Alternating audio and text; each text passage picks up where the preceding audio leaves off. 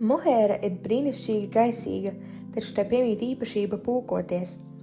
Pūkošanās visbiežāk notiek berzes vietās, piemēram, piedurknēs, mugurpusē vai sānos. Tas ir dabiski un par ko nav jāuztraucas.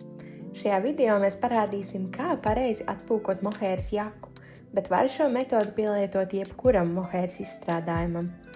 Atpūkot mohēras izstrādājums ieteicams pēc katras mazgāšanas reizes. Svarīgi, izstrādājums ir jāatpūko tikai tad, kad tas ir pilnīgi sauss. Pirmais solis.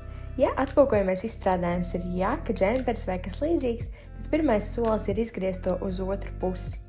Pēc tam novieto uz līdzenas stabils virsmas, piemēram, uz galda, gludināmā dēļa vai cieta dīvāna. Sāc atpūkošanu ar mugurpusi. Vienā rokā turi pūku noņēmēju, ar otru pieturi audumu, bet nestiepjot. Ar maigām, vienmērīgām kustībām brauc pāri audumam. Nevajag ar spēku spiest, vienkārši ļauj rullītim darīt savu darbu, savākt pūkas. Kad pūkas vairs nelīp klāt, tad noņem rullītim veco kārtu, atklājot jaunu lipīgo kārtu. Un turpini. Pēc tam atpūko piedurknes un tad visas daļas priekšpusē. Pārliecinies, ka esi apstrādājusi visas vietas un tad izgriez jaku atpakaļ uz pareizo pusi. Pēc atpūkošanas jaka izskatīsies tīrāka, gludāka un tai atgriezīsies svaigums.